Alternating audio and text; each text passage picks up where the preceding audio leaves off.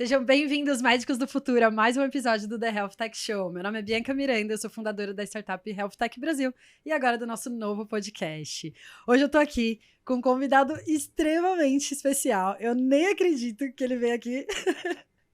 De verdade, eu vou deixar ele se apresentar, mas é o Dr. Vitor Maga, um ginecologista maravilhoso, com muita experiência aí na parte de educação médica, sexualidade e também comunicação. Vitor, é um prazer te receber aqui, muito obrigada. Obrigado, Bi. Você viu que ela faz já toda uma cena pra mim, né? Obrigado. Tô muito feliz de estar aqui.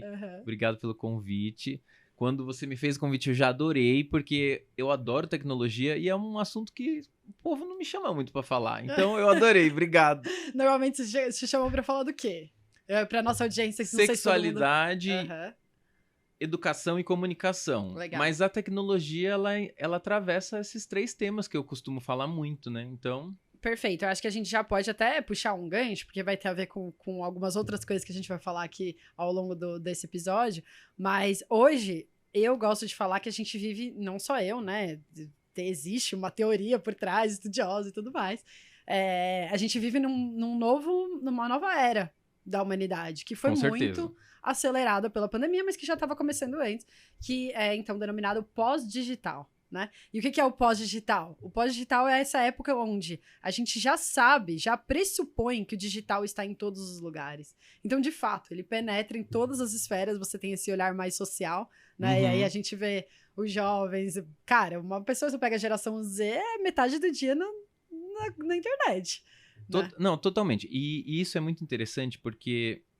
eu gosto de tecnologia, mas eu não sou aquela pessoa que gosta da tecnologia da parte mecânica, eu não sou o engenheiro, ou então a coisa da programação, né, sabe, lá, a tela Matrix, preta com as letrinhas verdes, não sou essa pessoa, mas eu sou muito entusiasta da tecnologia, o impacto que a tecnologia gera na sociedade. Perfeito. Muito. E isso tem total a ver com educação, e quando você fala isso da geração Z, fica muito, né, na internet, eu lembro que lá atrás, assim, quando eu tava terminando a faculdade de medicina, eu assisti um mini documentário e não sei se isso é... Lógico, não tem um embasamento científico super profundo, porque era um estudo de futurologia, né? E isso é super questionado. Mas para quem não sabe, os futurólogos são aquelas pessoas que são contratadas, às vezes são várias formações, para pensar tendências de mercado. Então, na economia, no comportamento humano, na tecnologia, na ciência, o que está sendo produzido. E aí, o cara falava uma frase que, independente de ser verdade ou não, eu acho que do ponto de vista de reflexão é incrível. Que é assim, no ano 2050, 50% das pessoas iam ficar 25% do tempo no mundo virtual, no mundo digital. E as outras 50%, né, iam ficar 50% do tempo no mundo digital. Perfeito. É bastante coisa. Eu acho até que é pouco, mas tudo bem. Mas quando eu assisti isso, não tinha tido pandemia. E ele falava que no ano de 2100, 50% das pessoas iam estar 50% do tempo no mundo digital e as outras 50% iam estar 100% do tempo no mundo digital. Que as pessoas não iam mais precisar sair de casa. Perfeito, perfeito. O que você acha? Eu acho que isso tem tudo a ver com o metaverso, né? Porque qual que é a questão? O que a gente vai ver acontecendo nos próximos anos? Então, no começo, você tinha que acessar uma máquina para entrar na internet, digamos assim, né? Cada vez mais está se tornando mais, entre aspas, orgânico, ou não, meio ciborgue, né? Não sei se orgânico é a melhor palavra, mas assim, tá tendo uma sinergia entre a tecnologia e o ser humano de uma forma que hoje, tudo bem, você pode ter um smartwatch, que já não é mais... Você não precisa mais sentar na frente de um computador, entende? E logo vai chegar, então, os óculos, aí daqui a pouco lente de contato. E o que acontece? Com isso, a gente vai ver, e agora tá tendo investimento gigantesco da Big Tech nesse sentido, os elementos que antes a gente via 2D numa tela, a gente vai ver eles de forma gráfica, holográfica, em 3 dimensões, dentro do nosso dia a dia comum. Então, assim... o que hoje a gente considera offline, muito em breve vai ser, eu diria, meio que misto, né? Então, se a gente considerar que esse espaço misto é estar online, eu tenho certeza que eu vou ser uma dessas pessoas que está 100% online. E eu fico imaginando, uma coisa que eu tenho discutido muito isso é o impacto disso na saúde. Por quê? Porque eu lembro quando eu sou mais velho que você, né? E... Pouquinho só, não muito. Tá, eu vou fazer 34, então eu sou um pouquinho mais velho que ela. Deixa quieto. Mas o que acontecia? Lá atrás, eu acompanhei... Eu não fui a pessoa que nasci com celular, eu fui ter celular muito tempo depois. As Perfeito. coisas foram surgindo na minha vida. Tinha curso de computação quando eu era pequeno. Eu lembro do computador chegando em casa. Eu acompanhei toda essa etapa, né? Certo. E aí, o que eu lembro? Que tinha uma regra que você ligava pra casa da pessoa só até tal horário. Horário de almoço, você não liga na casa das pessoas, que é falta de educação. Tinha. A tecnologia evoluiu tão rápido e a gente está tão presente no mundo virtual que a gente responde o WhatsApp o dia inteiro. Não importa que hora seja, você manda mensagem. Então, a gente não definiu direito esses limites. Perfeito. Só que a nossa vida continua tendo 24 horas. Então, como que é viver essa vida no 100% digital? Dá uma sensação de que parece que o mundo aumentou em tempo, mas não, continua tendo 24 horas, só que a gente está muito mais presente nesse mundo virtual como a gente estava antes no mundo físico, né? Não, maravilhosa essa reflexão filosófica. É sobre isso, porque aí eu fico refletindo até sobre a minha própria vida hoje, né? Então eu acho que, claro, a gente sempre, para manter um estilo de vida saudável, e isso, na verdade, é o estado de homeostase quase, da natureza. Cara, se você tiver um corpo ali com pH neutro, o cara tá com a mente equilibrada, né? E tá se exercitando e tudo mais, então vai ter uma homeostase que vai, naturalmente, provavelmente aquele corpo estará saudável, seja ele uma planta, um ser humano ou um cachorro, você entende? Em linhas gerais, entendo, Né? entendo. Então o equilíbrio ali é o que faz a gente ficar saudável. E aí, eu agora, founder de startup, você acha que tem equilíbrio? Então, assim, eu tô, né, totalmente, pelo menos nesse período agora de lançamento e tudo mais, é lógico que ao longo da minha vida não tem como manter um ritmo desse, mas então eu tô nesse espaço, por exemplo, eu faço muita reunião com pessoas que moram na Europa, na Ásia. Cara, teve uma época que eu tava trabalhando com um desenvolvedor indiano, eu acordava de madrugada. Porque a reunião tem que ter um fuso horário, E né? aí, agora, o que acontece? Tudo bem, eu acordei de madrugada pra responder o WhatsApp, que é, entre aspas, urgente, pra resolver o produto, mas às 9 da manhã eu já tenho que falar com outra pessoa que é brasileira, né? Então, assim, você fica naquela questão que até onde é o limite? Não existe mais sábado, não existe mais domingo, né? Então, eu acho que vem muito também da gente estabelecer o limite. E por isso que eu gosto quando a gente discute o aspecto filosófico e sociológico, antropológico da tecnologia. Sim. Quando eu falo que eu gosto de tecnologia é por causa disso, porque para mim é uma grande reflexão. Eu acho que na era pós-digital, né, que você trouxe o conceito, a gente está começando a tentar definir contorno. Isso, então esse movimento, quando a gente pega pelo lado mais da sociologia, considerando que é um movimento né, de transformação da humanidade como um todo, eles esbarram em várias áreas, Exato. né? A arte tem um conceito de pós-digital, a sociologia tem outro. E aí, quando a gente vai para a sociologia, existe essa preocupação, exatamente como você falou, de como a tecnologia impacta o nosso bem-estar. E aí, na Health Tech Brasil, depois de perceber que não estava dando certo essa minha vida, porque aí agora você vê. Então, você falou de tempo e espaço, né? Não tem mais tempo e não tem mais espaço, porque eu tô falando com o cara da Índia e qualquer hora que um dos dois quiser. Essa sensação que dilata, né? Parece que o Isso. tempo e o espaço, eles dilataram, só que a velocidade aumentou muito, porque você tá fazendo 1000 coisas. Dá até vertigem. Então. Exato. E aí, eu percebendo que tava totalmente desequilibrado, eu falei com o pessoal que faz junto comigo a estratégia de social media, eu falei, vamos pôr um quadro novo de domingo, detalhe, domingo muitas vezes eu trabalho na frente do computador, dou uns plantõezinhos ali de telemédica, não tem como fugir, mas todo domingo vai ser o nosso domingo Digital Detox. E aí a gente tá estimulando as pessoas que seguem a gente nas redes sociais cara, fica pelo menos um dia sem usar as coisas, né? Vai ver. E aí tem até uns estudos muito legais que mostram. Infelizmente eu não trouxe aqui o paper, eu devia até ter trazido, mas não tinha nem pensado nessa pauta antes de chegar. Mas existe mesmo, quem quiser, e a audiência pode procurar. Quando a gente olha para paisagens verde, parece que o azul saiu um paper fortezinho também, falando do azul também. Mas o verde e o azul, eles acalmam. Acalmam num nível que, assim, desce todos os neurotransmissores ruins, tipo cortisol, o principal, lá embaixo. Se você ficar, tipo, um dia olhando pro verde, nossa, isso daí faz maravilhas no seu hormônio. Você já ouviu falar alguma coisa disso? Não tinha ouvido, mas é interessante. Depois quero ler para tentar entender o desenho do estudo. Mas talvez tenha a ver com o quanto te remete às coisas, né? Porque isso o verde remete à natureza, é quase que instantâneo que as pessoas fazem essa correlação. E quando a gente orienta, na consulta clínica também, né? As pacientes, como sou ginecologista, então eu trabalho muito com saúde longitudinal. Perfeito. E coordenação do cuidado. Porque o médico, muitas vezes, o ginecologista é o único médico que aquela paciente vai.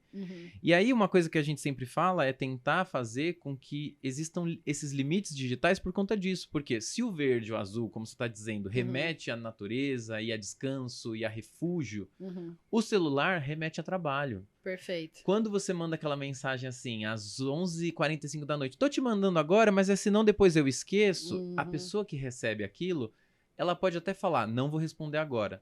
Mas o cérebro dela ligou a chavinha trabalho. Com certeza, com ele certeza. leu, ele processou, ele entendeu que tem uma pendência, ele entendeu que ele vai ter que amanhã, e se aquilo for uma pendência que não vai ser fácil de resolver, gerou um gatilho de estresse e ansiedade. Então, esses contornos que a gente está entendendo, que a gente precisa alinhar melhor, né? De como é que vai ser feito para que a nossa sociedade não se perca no meio do digital e a gente não durma mais. A gente viva 24 horas conectado e tudo mais, né? Maravilhoso. De que forma que vai ser isso? Sim. Não, perfeito, assim. Eu acho que cara, não tenho nada a mudar na sua fala, muito pelo contrário, eu quero te perguntar, né? Tô sentada aqui na frente de um especialista agora, então eu falei que... Especialista não. Ah, pô, claro que é. Agora, ó, a gente, então, eu falei, né? Ficar olhando pro verde já mexe ali na modulação hormonal. Falando um pouco dessa parte de modulação hormonal, eu sei que eu não te preparei pra esse assunto, mas eu sei Vamos que você... lá. Vou tentar. Você sabe do que você tá falando, então acho que vai dar certo. O que eu estudo bastante, essa questão de tempo de tela. Então, a luz naturalmente vai inibir a melatonina, por exemplo, isso vai afetar o ciclo do sono. Outro exemplo seria, já vi várias vezes também, essa questão de, se você acorda, sabe aqueles 5 minutinhos tocou o alarme e volta a dormir, e aí o alarme toca de novo e tal, isso vai gerando picos de cortisol absurdo, que aí o resto do dia você fica mal. Né? Então, tanto nesse lado de melatonina quanto nesse lado de cortisol, que a gente sabe que pode ser afetado pela tecnologia, e também tem um outro hormônio importante que é a dopamina, né? Então você ficar viciado nos likes e tudo mais. Como que isso poderia afetar a saúde de uma mulher, por exemplo, que é a sua área, assim? Ó, vou dar uma resposta rápida, mas a saúde do sono cresceu muito, né? O meu parceiro de trabalho, né, o Caio Bonadil, Caio no Sono, que, aliás, você pode convidar ele para vir aqui. Será ele é especialista em medicina do sono. Então eu aprendo muito com ele, assim. Mas o que eu vejo na clínica? A gente ensina muito a questão da higiene do sono, justamente porque o seu cérebro, ele tem uma ciclicidade, né? Esses 3 hormônios, eles estão envolvidos, mas não é só isso, é uma rede muito complexa. Exato. E a gente começa a perceber que, antes da gente ter esse conhecimento todo, quando a gente volta um pouquinho no tempo, puerpério, a fase que a mulher ali no pós-parto. Um dos grandes estressores do puerpério, fora você ter um bebê pequeno que depende de você o tempo inteiro pra tudo. Olha, eu acho que isso já é um estressor. É que a privação do sono, ela vai afetar muito toda a sua saúde. Hoje a gente sabe que a privação de sono, né, ou então desregular o sono dessa maneira, leva a várias doenças, como obesidade, hipertensão, justamente por conta do controle hormonal. Exatamente. Então, hoje, a nossa tarefa como médico, muitas vezes, não é só dizer, cuide do seu sono. Porque isso todo mundo já sabe, né? Beba água. Todo mundo já sabe. Agora, como? Então, a gente tem que tentar, através da entrevista clínica, criar mecanismos para que essa paciente entenda a importância disso. Perfeito. E esses mecanismos, muitas vezes, é o quê? Dizer assim para ela, não deixe o celular na cabeceira. Coloque o seu celular longe. Então, até para quem tá ouvindo o podcast, isso é uma coisa. Se o seu celular ficar na cabeceira e você deitou para dormir, uma das coisas da higiene do sono é não ficar com tempo de tela logo antes de dormir. Eles falam 2 horas antes, né? Normalmente. Acho que varia um pouco, mas é pelo menos isso. Aí o que vai acontecer? No momento que você dormiu, você vai pôr o despertador, daí você vê lá uma notificação. As notificações acabaram com a gente, porque você fica nesse gatilho... É a dopamina, total. Infinito. Você fica nesse gatilho de preciso ver. A gente é curioso, a gente quer saber. Principalmente quando é BO, quando é problema. E você tem um feedback imediato ali, né? Então isso é uma coisa que agora a gente tá desenvolvendo no nosso produto, e é uma coisa que eu nunca tinha... Cara, eu sou médica, vamos começar por aí.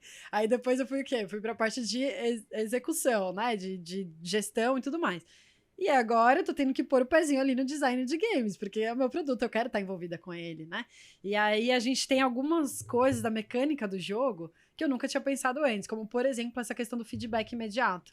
O feedback imediato, você clicou num botão, ele ficou mais escuro, você saber que ele foi clicado, ele é uma coisa que mexe com a gente. A gente fica, entre aspas, até meio uma adição àquele feedback, né? A ver o botão piscando, a ver a notificação eu tenho que clicar para saber o que é, ou chegou um like que eu tenho que abrir, né? A gente gosta de dar check. A gente gosta de pegar aquela tarefa, aquela pendência, aquela demanda e concluir. Porque aí entra na recompensa. A sensação de alívio que você tem depois, assim, ó. Mais uma coisa concluída. Só que isso, ao mesmo tempo, também é um grande estressor. Por quê? Porque na vida adulta você entende que a pendência nunca acaba. E se você criar a expectativa de que as pendências vão acabar, você vai se frustrar. É um exercício você entender que a pendência é infinita. Nossa, eu tô tendo uma sessão de psicoterapia aqui com você. Mas porque a gente tenta falar. Às vezes as pacientes chegam com, assim, uma demanda muito grande de tipo, nossa, eu não consigo, porque eu tô, tipo, não acaba nunca, é só trabalho, é uma tarefa, né? É igual o ciclo de arrumar a casa. Isso. A casa nunca vai estar pronta. Nunca vai estar igual uma casinha de boneca, né? Eu falava pra minha avó isso. Parece que ela sempre queria parece que não tinha ninguém. As pessoas vivem, então vai ter sempre alguma coisa fora do lugar. E o ciclo de arrumar, desarrumar, arrumar, desarrumar. Então, quando você entende isso, que você não precisa ficar dependendo dessa pendência, porque você vai deitar e daí você fica... Ainda faltou isso não concluí, isso tá atrasado. Isso tudo, né, vai gerando... Parece que o digital, ele traz uma certa urgência, né? Eu até vi um meme outro dia, tem muita essa cultura de meme na Web3, né? Na Web2 já tem, mas aí o que a gente fala de Web3, que é a terceira geração da internet, que vai trazer esses elementos holográficos, de imersão, e também de blockchain, inteligência artificial, é a fase que a gente está entrando agora, que na prática vai mudar o jeito como todo mundo se relaciona com a internet. Mas a maioria das pessoas ainda não está a par do que está vindo, né? Parece que a gente viu que está vindo do tsunami ali, mas muita gente nem sabe como responder a isso, né? E aí, a gente que já está mais à frente desse movimento, então, a gente tem que fazer um movimento de ajudar as pessoas a entenderem o que é e como que vai, que a gente chama de onboarding, né? Como que a gente vai trazer todo mundo para cá. Muitas pessoas julgam que essa cultura do meme vai ser uma coisa importante para trazer as pessoas de um para o outro, né? Uma via importante. E aí, outro dia eu vi um meme que foi muito engraçado, e agora a gente falando. Você lembrou? Me lembrou, exato. O cara, sabe quando você manda uma mensagem no WhatsApp e a pessoa demora dias para responder? Então, eu também, dependendo, às vezes eu sou assim, depende muito. Se for trabalho, diminui as chances. Agora, se for pessoal, cara, sempre espera que pode ser que demore bastante. E aí, o cara mandou mensagem assim, né, no meme. Se for demorar muito, fica tranquilo que a gente conversa por carta. Eu gostei disso. Eu achei maravilhoso. E assim, você vê, antigamente você tinha que mandar uma carta até chegar, demora, até o cara ler, responder, enviar de novo. Quanto tempo passou? Se tiver nos Estados Unidos, demora um mês. Se for longe, né? Depende da distância. Não e do seu serviço de correio. Entendeu? Mas isso é muito maravilhoso, porque isso é dar contorno à relação com a tecnologia. Exato. Essa coisa... Eu às vezes demoro para responder. Eu sempre falo muito pros alunos. Às vezes eu falo, qualquer coisa manda mensagem e tal. Eu falo, eu respondo. Eu sempre respondo. É muito raro não responder. Às vezes se perde no meio de mensagem, né? E agora que aí vem o mar de mensagens. E agora com o advento do Instagram também é uma coisa que eu tô aprendendo a lidar. Mas assim, o que eu sempre falo? Eu respondo, mas eu demoro. Daí às vezes a pessoa fala, eu te mandei mensagem ontem, você não respondeu. Eu falei, não. Nem li ainda, nem eu deu falo, tempo. Por que não deu tempo? Porque esse senso de urgência, o WhatsApp principalmente, aqui no Brasil, eu sei que outros lugares usam outras redes, mensagem, enfim, né? outro Messenger, assim. Mas o WhatsApp, ele criou uma coisa que eu te mandei uma mensagem, você tem que me atender. A minha mãe era Tem o blue check, né? Que aí ainda te entrega que você já leu. E daí as pessoas falam assim, mas olha o impacto no comportamento. A pessoa fala, eu tirei o blue check porque pra pessoa não me cobrar. Eu falo, eu não. Eu li. Mas não quer dizer que eu não estou à disposição o tempo inteiro. Isso. As pessoas, elas confundem que ela conseguir te acessar e te mandar uma mensagem significa que você tem que estar à disposição. Exato, tem muito disso. Eu falo um negócio que é assim, 2 corpos não ocupam o mesmo lugar no espaço, não é? Certíssimo, leis da física. Né? Eu aprendi isso lá na escola e eu continuo acreditando. Ninguém conseguiu me provar. o tempo tá envolvido nisso aí. Uhum. Então, se eu tô aqui com você hoje, gravando, né, o podcast The Health Tech Show, Perfeito. eu vou contar até, vibrou aqui o celular. Aham. É assim, Presença. tô aqui, não tem como. Uhum, E isso hoje, trabalhando com mídia digital, estando no Instagram fazendo um trabalho de comunicação clínica, comunicação em saúde e tudo mais, uhum. tem gerado um problema, porque às vezes a pessoa fala, te mandei mensagem, eu falo, você mandou e várias outras pessoas mandaram e eu sou envolvido com várias outras coisas e eu vou priorizando. Isso aqui eu tenho que responder. Exato. Se eu não conseguir te responder, daí tem gente que fala, mas podia ter pelo menos mandado assim, já te respondo ou agora... Mas aí é pior, pra mim é pior, porque se eu vejo ali que a pessoa mandou mensagem e eu falar, já te respondo, aí você pode ter certeza que eu vou esquecer. Se eu deixar ali ó, a notificação, depois uma hora eu vou abrir. Exato. Né? E o momento que eu tiver que parar pra dizer isso, eu já fiz uma Exato. tarefa. O cérebro, ele entende tarefas. Sim, eu, perfeito. eu parei uma coisa que eu tava fazendo pra fazer uma outra tarefa. Essa dica de deixar o celular longe, a gente tem falado pra tudo. Perfeito. Você tá trabalhando? Deixa o celular longe. E você sabe que isso que você tá falando agora me chama muita atenção, que é o estado de presença, né? Que na prática é o que traz realmente a questão do mindfulness, que todo mundo fala, né? Você não precisa, muitas vezes as pessoas, eu estudo meditação já faz um tempo. As pessoas falam, vamos meditar, então senta todo mundo agora, fecha o olho. Tipo assim, não é exatamente isso, né? Eu vejo que o estado de meditação, ou de mindfulness, como preferir chamar, é justamente você estar presente no lugar onde você está agora. E aí, o que me chama a atenção é porque a gente está usando esse bonitinho aqui para ensinar os médicos procedimentos mais complexos, né? Então, é como se fosse um laboratório de simulação na realidade virtual, a ideia é essa.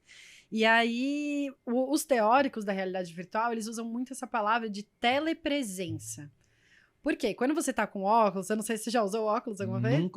Pra dizer agora que nunca é sacanagem, usei, né? só naquela loja que fala, vem aqui, mocinho, que tá passando na porta, vem aqui, põe o vídeo óculos. 360. Isso, põe o óculos. Daí você dava uma volta, eu falava, tá, o que eu faço com isso? Perfeito. Mas o Murilo, meu noivo, ele é muito empolgado com tecnologia. Então ele acha, eu falo, tá, mas daí eu sou o chatão, né? O metido a filósofo.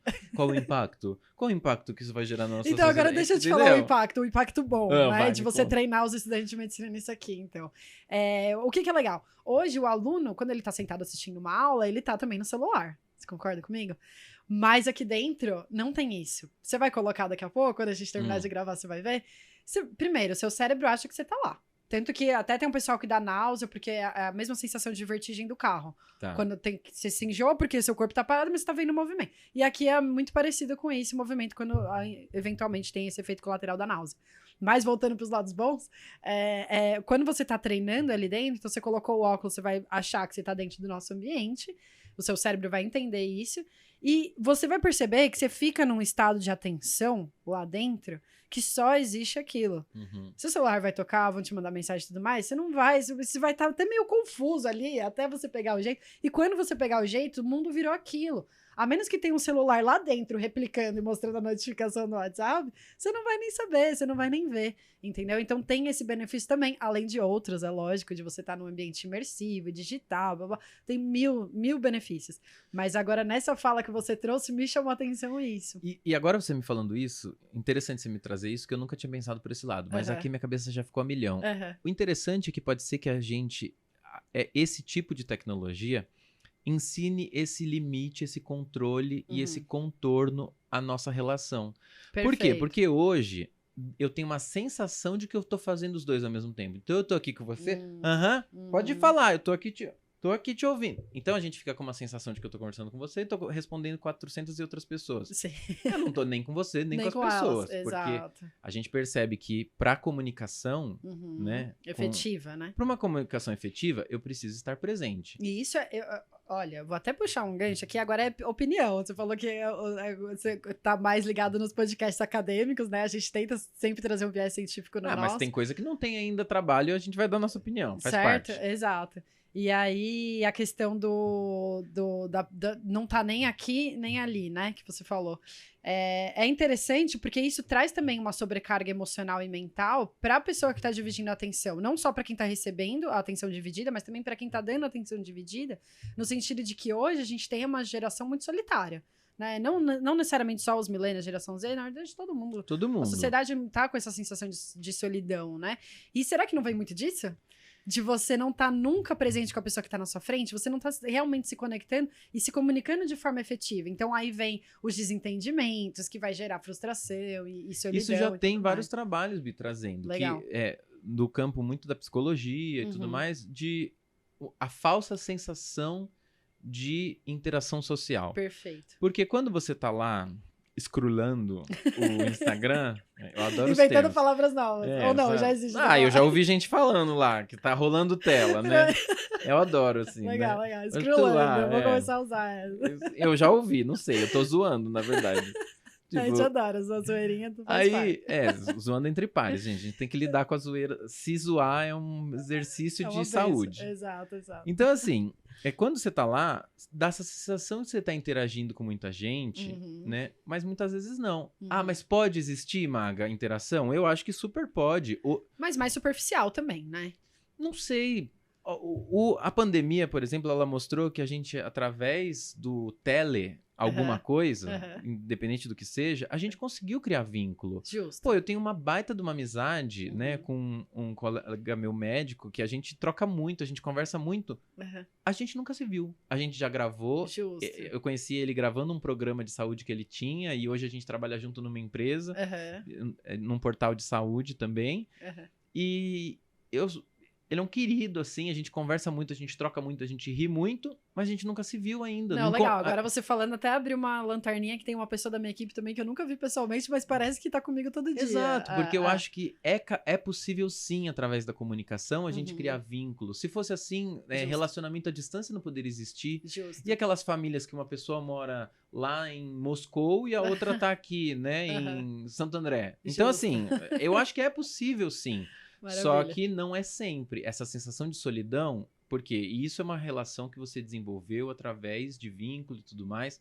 Eu acho que a tela, quando você cria call de vídeo, no fundo, os dois estão ao mesmo tempo interagindo. Perfeito, o problema é que a time. interação não é sincrônica. Perfeito. Quando eu te mando uma mensagem, você me responde daqui 20 minutos. Eu te respondo depois de 30 da sua mensagem. Pode dar uma sensação que a gente tá conectado. Exato. Mas eu acho que o vínculo não é o mesmo. E você sabe o que é interessante? Porque claro, eu trabalho com isso, mas também entro pra encontrar meus amigos eventualmente, né? E o meu melhor amigo, inclusive, que veio aqui no segundo episódio, o Murilo Vasco, se você ainda não assistiu o episódio de realidade virtual, vai lá agora e assiste, que tá um filé. O cara é um clínico genial e super entusiasta da realidade virtual desde sempre, então ficou um capítulo assim maravilhoso, né? E aí a gente sentou um dia depois que os dois compraram o Quest 2, sentou e falou, vamos se encontrar no VR. Chega essa porcaria de ficar falando do WhatsApp, vamos no VR. E a gente se falava muito por vídeo também, né? E aí, finalmente, depois de muitas barreiras, porque ele teve várias dificuldades para entrar no software que eu queria que ele entrasse, porque eu queria que ele entrasse em um específico, que já tinha a ver um pouco com o meu produto, né? Então teve algumas barreiras, por mais que ele seja entusiasta da realidade virtual, quando ele pegou um headset novo pela primeira vez e tentou entrar num software um pouquinho mais avançado, teve ali Existem obstáculos. Então, veja só, um obstáculo para uma pessoa que já tá acostumada com a tecnologia. Então, você imagina quem nunca nem viu na vida um videogame desse, né? Então, ainda existe um pouco disso. Mas quando finalmente conseguimos superar todos os obstáculos e chegar lá para conversar, meu avatar, doutora B, tava lá, e ele com o avatarzinho dele lá que ele tinha acabado de criar. E papo vai, papo vem, a gente começa a andar lá dentro do ambiente que a gente tava, um ambiente normal, aí eu falei, vamos para outro. Vamos mudar. Mudou. Aí a gente chegou numa sala que tinha um sofazinho. Cara, na prática, eu tô sentada aqui na minha casa, ele tava sentado na casa dele, pouco faz diferença, a gente vai sentar no sofá na realidade virtual, certo? A princípio parece que pouca diferença faz. Mas quando a gente entrou lá e os avatares estavam em pé e ele falou, vamos sentar?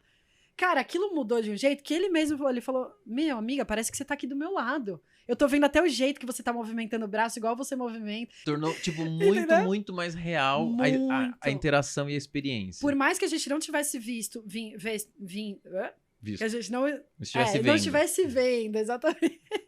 Não estivesse vendo um ao outro, como somos fisicamente, a gente tava vendo nosso avatar. Essa questão do movimento, de sentar, de andar e falar, não, agora vamos ver aqui a paisagem. É falsa, é uma paisagem digital. Mas a gente teve uma interação que parece que foi mais próxima, que criou mais esse vínculo aí. Então tem o real time também, né? Que já tem no Zoom. Mas foi uma experiência, assim, super interessante que a gente teve com uma pessoa que eu já tenho intimidade na vida real e que quando a gente entrou pela primeira vez na realidade virtual, a gente sentiu que é ainda mais interessante do que você simplesmente ligar um FaceTime ali e fazer na hora. E eu acho que é um pouco isso, assim, quando você fala de a tal da solidão, talvez essa ferramenta, ela traga, ela preencha essa lacuna, né? Pode ser. E a gente, porque no momento que você tá com isso, não deu pra você ficar respondendo mensagem. Então talvez a gente treine mais, a gente comece a entender que essa simbiose de virtual e real... Também tem limite. Né? Talvez ela não exista, talvez ela seja uma grande falácia. Talvez quando você estiver no virtual, você está no virtual. E quando você está... Essa é uma estratégia que a gente usa com casal, sabia? Porque eu recebo muito... como eu trabalho com sexualidade, às vezes tem vários BOs desses. E aí a gente tenta entender dentro de uma comunicação não violenta qual que é a demanda de um, qual que é a demanda do outro. Né? Eu não faço terapia de casal, mas porque... Não, querendo ou não, você lidando com a sexualidade... Apesar que quando vai o casal, rola um pouco, mas eu não sou especialista nisso, não, né? Com certeza. Quando você tá falando de sexualidade, você vai chamar um casal, eu imagino que... Mas muitas vezes o que a gente acaba vendo? A gente fala... Isso tem surgido, né? Maga, um dos grandes problemas é o celular. Ou a relação que um tem com o celular, ou que o outro tem, ou a que os dois têm com o celular. Porque eu tô aqui com você, tocou, vibrou. Tô ouvindo, amor. Pode... Nossa, caramba. E a pessoa tava no ápice aqui, ó, de contando o bagulho que foi da hora durante o dia, e eu sei que, né? E daí vem e dá aquela brochada, porque pegou o celular e foi falar com a outra pessoa, dizendo, te mando o relatório até amanhã às 10. E ela tava contando um bagulho muito da hora, que foi super importante, uma conquista. E brocha. Então daí a gente define esses limites. Sim. Às vezes até no casal. Então, é o momento do casal... Pô, a gente tá num momento lá, tomando café da manhã e tal. Deixa o celular longe. Perfeito. Pra que não atrapalhe. E quando foram óculos na sua frente, assim? Que aí você nem imagina, agora você tá conversando comigo e eu nem sei que tá rolando uma mensagem ali, você tá respondendo... Vai chegar nisso, provavelmente. Mas a gente vai conseguir, né? O nosso cérebro vai conseguir, a mensagem tá aqui rolando e eu continuar mantendo a atenção em você? Claro que não. Porque eu vou perceber que sua atenção tá desviada, mas eu não vou perceber que você pegou o celular, você entende? Entendo. Talvez gere até mais problemas, né? Mas a gente, na comunicação, consegue perceber quando o outro não tá aqui. Né? Igual quando a gente tá conversando com alguém e a pessoa dá uma boiada. Daí a pessoa tá aqui assim, ó. Complicado isso, né? Eu já sei que a pessoa não foi o sim, o tá, talvez. A gente vai perceber que a pessoa não tá ali com a gente. E provavelmente ela tá aqui, ó, lendo mensagem no óculos. Total, com certeza. E aí, então, eu gostaria de puxar o gancho pra... A gente passou por muitos assuntos interessantes já. Mas eu sei que você pegou esse viés um pouco do digital para sua carreira como médico, né? E aí eu queria te perguntar sobre isso. O que foi o primeiro, eu diria, o kickstart, assim, pra você falar, não, eu tenho que dar mais atenção pro meu Instagram, eu vou usar isso como uma ferramenta de trabalho. Como que foi esse processo até chegar no Dr. Vitor Maga, que é hoje? Que se você ainda não segue ele no Instagram, segue lá, aproveita. O Vitor Maga, @o Vitor Maga, segue lá. @o Vitor Maga, então fala aí. Foi assim, Vi, lá atrás, eu fiz educação física, né? Não terminei o curso, acabei desistindo porque eu entrei na medicina. Ah, verdade, até você falou que você estudou com a Bruna, né? Vamos aproveitar e dar um beijo pra Bruna. Bruninha, a Bruna foi veterana da Bi e ela foi uma grande inspiração, porque eu tinha uma relutância de fazer medicina, mas dentro de mim já existia esse desejo. Eu tava muito em conflito, encontrei a Bruna estudando, né? E falei, Bruninha Bosco, falei, nossa, Bruna, você vai prestar de novo? O que você vai prestar? Legal, Daí ela, medicina. Eu lembro assim, câmera lenta ela falando. Daí já respondi, né? Na defensiva já respondi. Corajosa, hein? Fez 4 anos integrais e agora vai fazer mais 6, mais residência? Tem que ter muita coragem. E você foi lá e fez Não, daí a resposta dela foi assim, ó, vral. Ela falou assim, é que, Vi, depois, quando a gente percebe que tem alguma coisa que a gente precisa fazer na vida, senão a gente vai ser frustrado, a gente aceita o desafio. Maravilha, perfeito. Ela é muito sábia. Daí eu saí chorando, entendeu? E ela mandava muito nos esportes, né? Que monstra, joga muito, entendeu? Camisa 10. É isso mesmo, mas aí fala aí. E aí, o que aconteceu? Desde a educação física, a educação física me ensinou muito sobre saúde, educação em saúde. Perfeito. E é uma das coisas que eu mais gosto. Não só educação médica, mas educação em saúde. Perfeito. E eu sempre fui muito viciado em YouTube. Então, quando eu tava lá no 4º, 5º ano, eu já tinha desenhado um projeto de canal no YouTube. Naquela época, 2014 mais ou menos, não existia médico blogueiro. Aí já na época já era pra falar de medicina, no caso. Eu já queria falar sobre saúde, não necessariamente sobre medicina, mas eu queria falar sobre saúde. Boa. E eu queria falar com o tal do grande público. Certo. Eu não queria falar só com médicos e tal, eu queria falar de uma forma fácil, que conectasse, eu queria conseguir explicar assim, ó. Dor de garganta não precisa de antibiótico na maioria das vezes. Então, para de se preocupar com isso, né? Perfeito. Você que tem... é o que falta, né? Isso, você que tem um filho pequeno, ele vai ter dor de garganta. Assimila, ó. Febre também. Assimila, ele vai ter dor de garganta, entendeu? E não é porque ele tomou gelado. Vamos lá, assimila isso, vamos. Eu queria falar isso, eu queria poder trazer isso. E eu fiz esse plano, desenhei e tal, e projeto de comunicação. E aí, só que tinha um caminho ainda. Eu tinha o internato, a residência e tudo mais. Sim. Nesse meio, até eu conseguir uma estabilidade para conseguir tocar meu projeto, o mundo girou. O Instagram bombou, o médico virou influencer. De médico influencer, ele virou médico do TikTok, daí virou o médico que fala sobre conteúdo, mas tem o médico que também faz... Entendeu? Daí o formato mudou tudo. E a minha grande inspiração lá era Drauzio Varela. Eu falava, esse cara pra mim é demais. Esse cara fala com todo mundo. Esse cara, ele tem uma visão de saúde global, integral. Sim. Então, o plano era esse. Aí, quando me estabilizei, acabei residência e tudo mais, eu decidi, agora eu vou tocar meu projeto. Então já era uma coisa que vinha lá de trás, já era um desejo antigo. Não, já tá desenhado há muito tempo. As pautas, eu já tinha tudo organizado. Show. E aí... numa questão estratégica, né, que hoje tem uma equipe que me ajuda e tudo mais, me ajuda não, que trabalha junto comigo. Não, né? É legal falar isso, porque às vezes eu vejo, só fazendo um parênteses aqui, as pessoas veem o nosso trabalho em social media, assim, eu nem, a princípio, agora que a gente tá profissionalizando mais as nossas redes sociais, né, mas... porque o produto tá já bem adiantado, mas às vezes as pessoas veem tudo que a gente faz e acham que a gente faz sozinho, né? Principalmente os médicos que não têm muita noção de como enfim, o trabalhoso, na verdade, você ter uma presença no digital. Impossível. Né? Hoje estar no digital, pra mim, é um dos braços de carreira que eu tenho. E eu não faço tudo sozinho. Não faço. E nunca quis fingir que é tudo orgânico, gente. É tudo orgânico. Eu só ligo a câmera aqui, ó, nem pensei. Eu peguei a primeira roupinha que eu vi. Não mentira, gente. Não acredita, não cai nisso. Tem uma equipe por trás. Por quê? Porque existe uma linguagem, existe um formato de comunicação na rede, na internet, que funciona ou que não funciona, e a gente vai tentando ser cada vez mais criativo e tudo mais. Isso aqui é um formato de comunicação em saúde. Que funciona. E é por isso que a gente vai navegar nisso, e se um dia não fizer mais sentido, a gente muda de formato, porque a comunicação é isso. Perfeito. Então, aí, estrategicamente, a gente viu que ir pro Instagram no primeiro momento, estabelecer a persona no Instagram, funcionaria melhor do que a gente tentar o canal no YouTube, que você...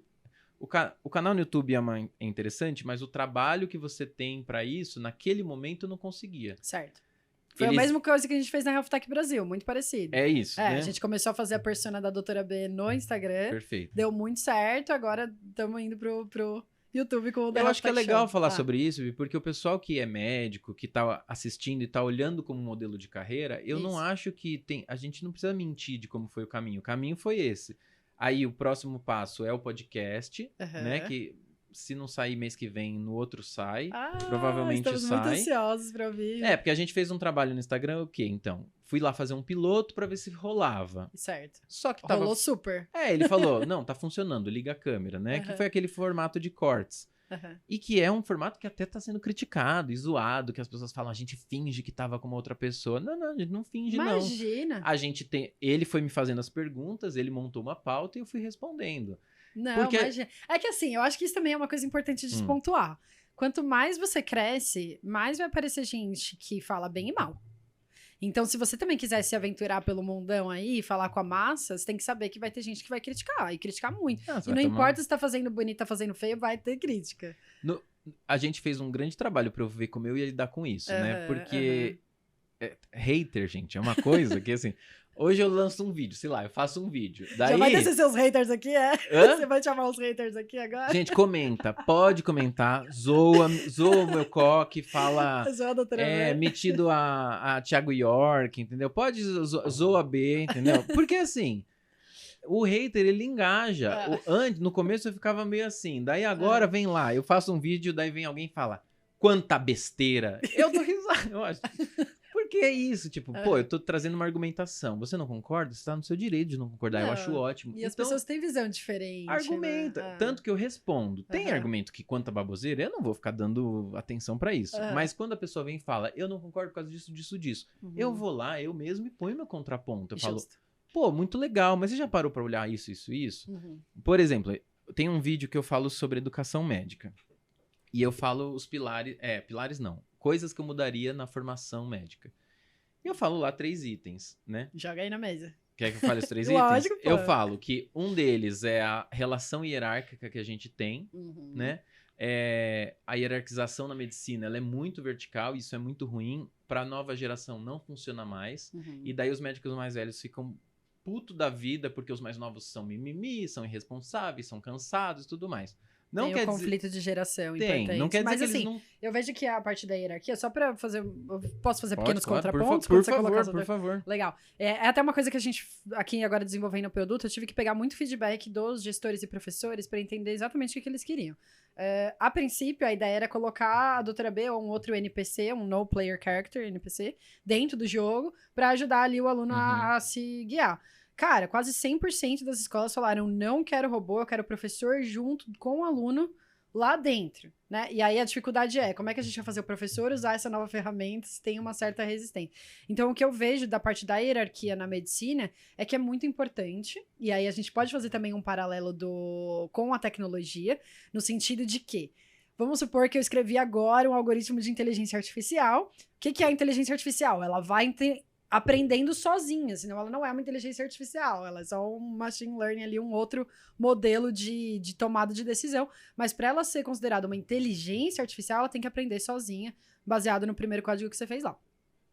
E aí, quanto mais casos esse robô vê, então vamos supor que é para ele identificar um copo de vidro. Quanto mais copos de vidro ele vê, melhor ele vai. E a mesma coisa para medicina. Um médico que já viu 1 milhão de pré-eclâmpsias, quando ele vê a primeira, ele já vai saber que é uma pré-eclâmpsia na hora. Então, assim, eu acho que tem um pouco dos dois lados. O mais novo de saber que o mais velho tem muito mais experiência e, portanto, muito a ensinar e deve ser respeitado. Mas também o mais velho de entender o lugar de onde a nova geração está vindo. Né? Então, agora entrando novas tecnologias como a blockchain que descentralizam a tomada de decisão. É esse tipo de mentalidade que a nova geração tem. A resistência vai existir porque eu amo história. Eu sou de humanas, gente. Eu amo história. Se você olhar a história da educação médica, a gente ainda tem um modelo de educação médica que é do século XVIII. Isso, perfeito. Final do século XVIII, começo do século XIX. Nossa, Maga, 200... É isso. Daí... Né, os mais velhos, eles criticam porque existe um apego. Existe um apego do quê? Eu tento explicar de uma forma bem básica, eu vou aproveitar então dar o contraponto das coisas do vídeo. Então, a hierarquização é isso, existe um apego. Daí eu vou explicar por que existe o apego. O segundo ponto eu falo que precisa de inserção precoce. Perfeito. O que é inserção precoce? Inserção precoce é o aluno, desde o início da graduação, já começar a pertencer aos ambientes de trabalho. Maravilhoso. Então, só para todo mundo entender, quem não entende como funciona uma faculdade de medicina hoje. São 6 anos no Brasil, certo? E acho que na maior parte dos lugares do mundo. Enfim, não tem esse dado. Brasil, foca no Brasil que a gente tá foca aqui. No Brasil porque os outros esquemas é diferente. Mas... São 6 anos. O modelo tradicional são 4 anos de sala de aula e 2 anos de internato. Isso. Esse é o modelo tradicional. Sala de aula, 4 anos, 2 anos de internato. Que é quando eles vão pro hospital. Internato você vai pro hospital todos os dias da vida e tem... aprendizado na prática. Você fica literalmente internado no hospital. Você é um estagiário médico. Exato, você não tem perfeito. Autonomia para fazer as coisas, você sempre precisa de um supervisor. Exato, perfeito. Até aí, beleza. Existe um movimento na educação médica do Brasil que é a transição de currículos. O que é a transição de currículos? Eu pegar esse modelo clássico e tentar ver se eu não consigo utilizar metodologias ativas de aprendizado. O que é metodologia ativa? É quando eu não faço assim, ó. A endometriose é uma doença crônica, e faço uma aula na lousa e tudo mais. Eu faço o quê, então?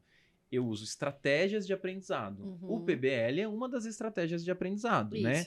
Que é o aprendizado baseado em problemas. Através de problemas. Basicamente você dá um quadro clínico e ensina um estudante de medicina a pensar a partir daquele quadro, ao invés de ensinar toda a teoria por trás e depois dar o Isso. caso, né? Eu parto do problema e tem várias estratégias para tentar resolver o problema. Isso. Qual que é a importância disso? Que através dessas metodologias ativas, eu não estou ensinando só a parte teórica, eu estou ensinando também a parte prática, a praxis médica. E você sabe que não só a parte prática, mas outra coisa que eu vejo que é muito importante na medicina, que é a diferença entre um colega que os pacientes consideram um bom médico ou um mau médico, por mais que os dois possam ser maravilhosos na teoria. É o lado social.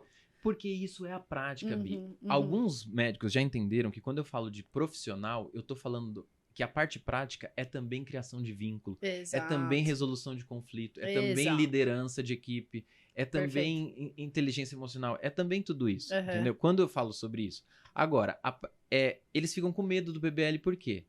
Inserção precoce. Daí um monte de gente choveu de comentário assim, porque vai jogar o aluno lá e o aluno vai transformar as pessoas em cobaias e tal.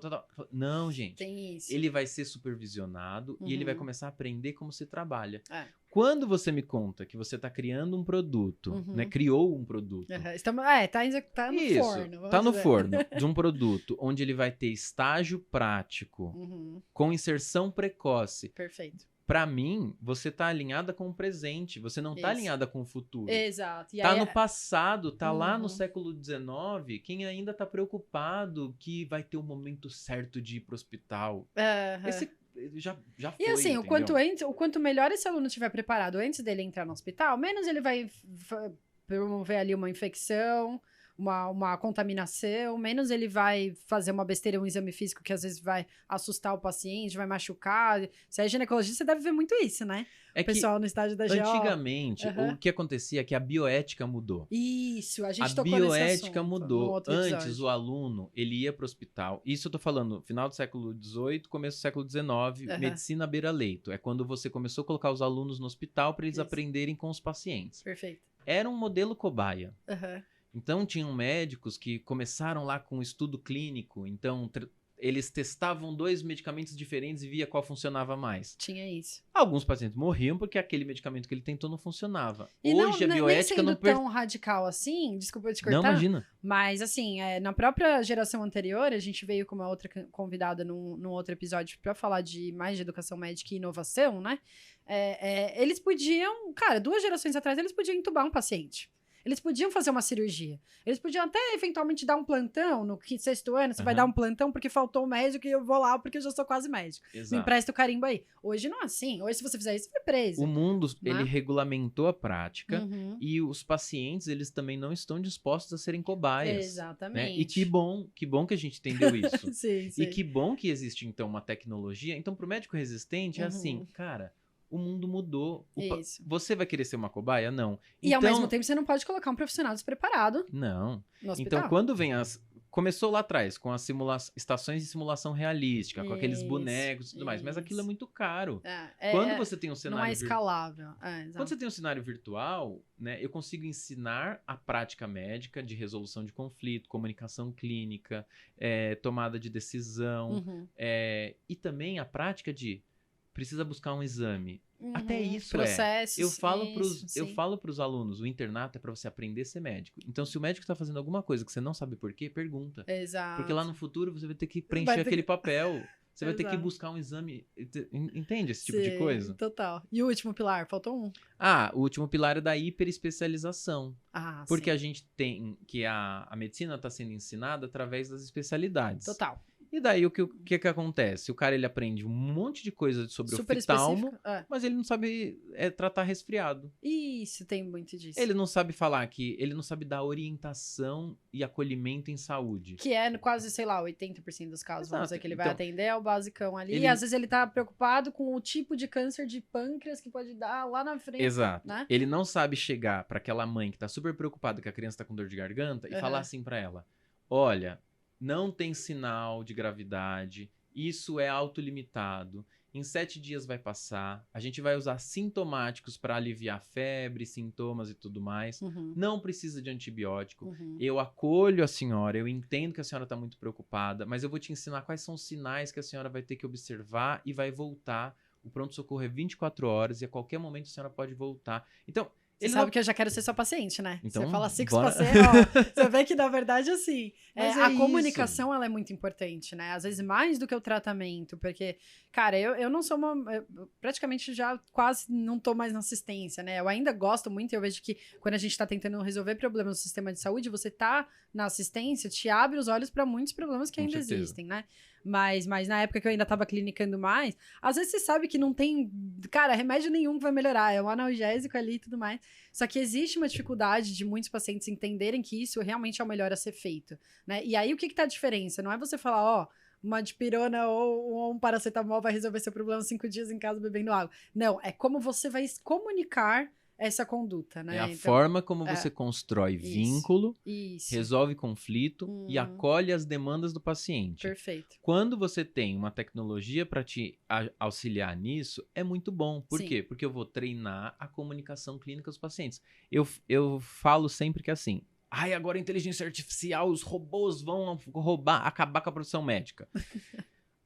A tecnologia ainda não conseguiu fazer com que os robôs se comuniquem com a gente. Em texto eles até conseguem, mas eles não conseguem ainda, por exemplo, um robô...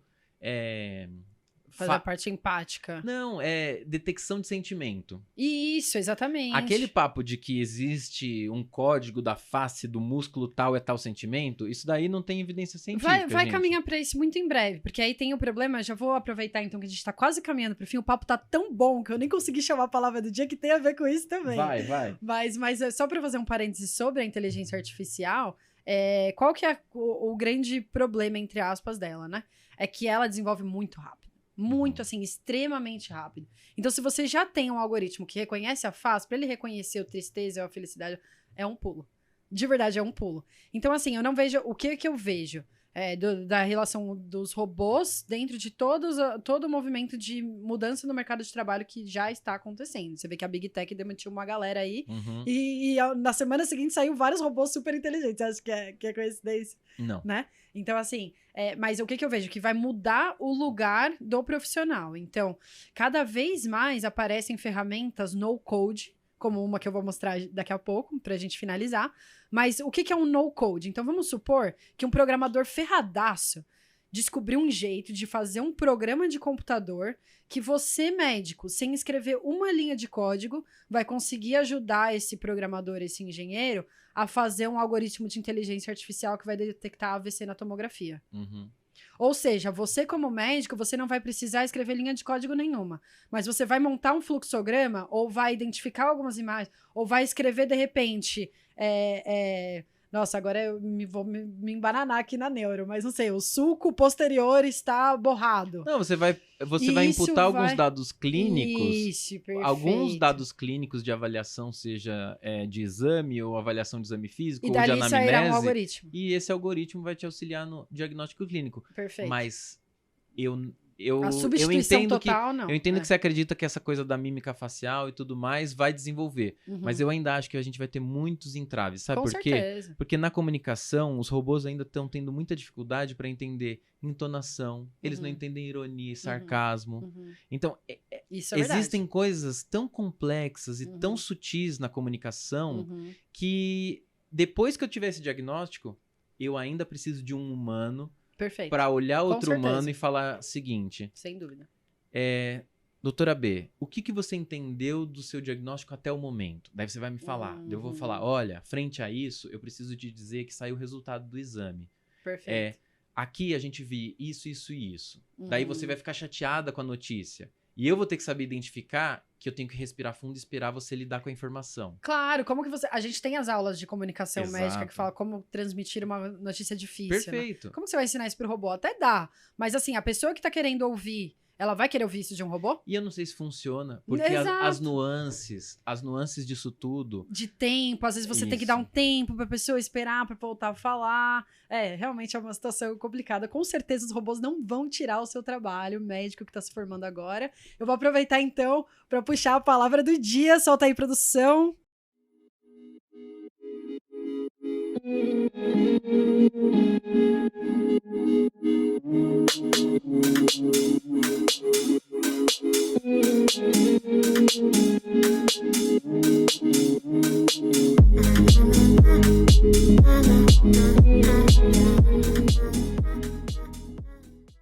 Legal, então a palavra do dia maravilhosa para combinar com o nosso convidado do dia, que também é super especial. Tô curioso.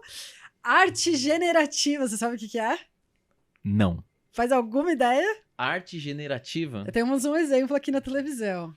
Não sei. Essa arte... Mas eu amo arte, então vai lá que eu vou gostar, eu acho. Foi gerada a partir de texto. Eu sentei no robô e falei assim, me dá um desenho de um atlas de anatomia de um cérebro humano. E apareceu esse aqui. Eu não precisei escrever uma linha de código.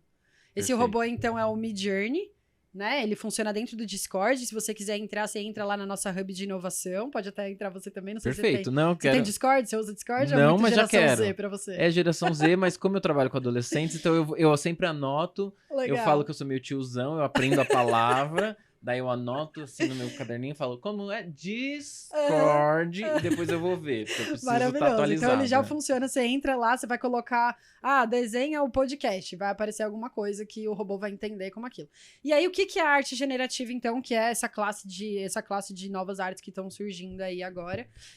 Basicamente, é a arte gerada por inteligência artificial de alguma forma, então ela pode ser no code como o Midjourney, que você não precisa saber fazer código nenhum, ou ela pode ser mais complicada, mas a base da arte generativa você precisa usar um algoritmo de computador para fazer uma representação artística. E aí, no caso, o Midjourney, como que ele trabalha? Ele tem um banco de dados, como toda inteligência artificial, e quando você desenha, eu quero um cérebro humano de atlas de anatomia, ele vai pegar todas as imagens do banco de dados que fazem sentido com essas palavras, vai reduzir ela a vários pixels e através desses pixels ela vai fazer uma nova imagem que é única. Eu amei isso. Exatamente. Eu tô pensando aqui pra montar aula. dá Cara, pra fazer eu quero uma imagem assim, e deve dar pra montar com um infográfico do lado, com isso. Aí, assim, pros inscritos, você repara até aqui, ele tem uma linguagem própria. Eu já me comuniquei várias vezes com a inteligência artificial, então eu vi que eles inventaram uma nova forma de escrita. É até meio assustador. Mas, assim, escrito não, ainda não estamos nesse ponto, tá? Mas imagem dá, e aí, assim, você vai ver que a primeira experiência que você fizer, provavelmente sua imagem não vai sair muito, muito linda. Mas existe, então, agora a questão que a gente chama de engenharia de prompt. O que é? Você tem que escrever um prompt perfeito, que é esse texto aí que vai gerar. Cara, isso é demais. Exato. Ou seja, existe um jeito certo de você construir a frase, alguns cheat codes, entre aspas, para deixar a imagem melhor, mais bem lapidada. E aí vai sair uma imagem bonita. Se você quiser aprender, você entra lá no Discord da Health Tech Brasil, perfeito. que tem... Vira e mexe, a gente faz uns encontros para ensinar. Essa semana mesmo a gente fez um. Pra ensinar a galera a fazer ilustrações aí com inteligência artificial. Isso é muito legal. Pra educação isso é muito legal e pra saúde também. Sim. Pra gente utilizar isso como educação em saúde, pra mostrar as coisas pros pacientes, isso é fantástico. Perfeito. E não dá trabalho nenhum, assim. É só entrar lá e digitar realmente a frase. Outro dia eu vi uma até... Aí, pro pessoal que gosta de realidade virtual. Essa semana eu descobri uma ferramenta que não só gera imagens 2D, já tem alguns que vão gerar 3D muito em breve, mas essa gerava espaços 360. Ou seja, eu digitei lá um hospital assim, assado. Saiu um hospital 360, eu coloquei no software, que é o Unity, né, que a gente usa, e joguei pra realidade virtual já o hospital que eu criei em uma frase. Caraca, isso é uma redução de processos animal. Eu já tô imaginando que assim, ó, eu como professor de medicina já tô pensando aqui, ó, quais vão ser as novas estratégias de metodologia ativa que eu vou utilizar para poder ensinar comunicação clínica, para poder ensinar... Maravilhoso. Até, de repente, comunicação com os robôs, que vai ser uma nova área da comunicação, provavelmente. Ainda mais aqui que você colocou que eles inventaram uma língua nova, pra mim já parece um corte. Sabe aquele corte de seriado que é de... Eu amo ficção científica, Black né? Mas tipo, The Last of Us, que quem não assistiu ainda, mas tá acontecendo isso. Começa com um corte de os profissionais falando de alguma coisa, daí vai pra... Nossa, adorei isso aqui. Maravilha. Minha cabeça tá milhão. Legal. Então, eu corto aqui um pouquinho, né, agora. Eu já vou pedir pra ele dar as redes, então, que já tá acabando, né? A gente tem 3 minutinhos. É só por conta do próximo que começa meio dia e meio. Não, tranquilo. Pode voltar? Já. Vai voltar em qual câmera? Vou voltar naquela lá. Tá. O vídeo emitiu. Bora. Então, gente, se você também gostou da arte generativa, saiba que você pode aprender muitas coisas de graça até com a gente da Health Tech Brasil. Mas esse foi mais um episódio do The Health Tech Show, um episódio extremamente especial, com esse convidado maravilhoso. Eu queria agradecer mais uma vez a sua presença, a presença da audiência. Se você ainda não se inscreveu no canal, se inscreve aí no YouTube. A gente também tá no Spotify. Se você tá ouvindo no Spotify, vá lá no YouTube e dá um like pra gente também, que ajuda. O nosso Instagram é @healthtechpr. E agora eu vou pedir pra você deixar uma frase de impacto, uma sugestão de livro, alguma coisa, e as suas redes também pro pessoal te achar. Frase de impacto, uma sugestão de livro. Vamos lá. Eu vou sugerir, então, Black Mirror, igual você acabou de falar. Eu Legal. amo essa série. É uma das minhas séries preferidas. E eu vou indicar um filme que ele é meio difícil de achar. Chama Mr. Nobody. É um dos meus filmes preferidos. É um filme cabeção, mas fala muito sobre futuro, tecnologia e o impacto social. Legal. E imaginar cenários. Mas Black Mirror também traz muito disso, do impacto social. Eu acho que tem tudo a ver com o que a gente falou hoje, que é muito mais a minha pegada de conseguir imaginar o comportamento humano através da tecnologia, né? Perfeito. Legal. E como que o pessoal te acha agora, então? Então vamos lá. No Instagram, o Vitor Maga, né? O Vitor Maga normal. E... todas as redes são assim também. É o YouTube Vitor é assim também. Tudo é o Vitor Maga. Então vai ter o link na descrição, tá bom? Acessa lá, vai lá. A gente fala bastante sobre comunicação, educação em saúde, né? Saúde da mulher e tudo mais. E sobre várias coisas. Tem umas bobeiras, umas palhaçadas lá E saúde também. LGBT também, que é importante a gente... saúde LGBT. Não deu tempo de falar de... Não deu tempo. Eu tenho Não falado dá. muito sobre saúde LGBT, tanto para não só para a saúde de mulheres lésbicas, mas também atendimento à população trans. Falo até um pouco também de saúde de homem gay e tudo mais, mas saúde LGBT em geral. Legal. Tá bom? Acompanhem e acho que é isso. Muito obrigado, Bi. Eu adorei. Eu amo tecnologia e falar sobre isso. E foi muito bom. Não, foi um prazer te receber. Eu tô até arrepiada aqui, ó. Que foi muito legal. É sempre bom receber alguém que sabe realmente se comunicar. E você é um exemplo. Então, médico que tá aí com dificuldade de conversar com seus pacientes, vai lá assistir. Fiquem atentos, então. Em relação à comunicação, eu tenho um curso de comunicação que chama Comunicadoc, né? Perfeito. Que é da minha empresa em conjunto com a VEC Educação. A gente tá aí para lançar provavelmente mais uma edição nesse semestre, vamos ver como vai ficar. E o podcast provavelmente sai, né, mês que vem ou no outro, então fiquem atentos às minhas redes, que eu vou divulgar lá o lançamento. Privilégio. E vai ser muito legal. Legal. Então tá bom, foi um privilégio te receber aqui, Vitor. Muito obrigada. Obrigado, Obrigada, Bi. pessoal. Tchau, tchau.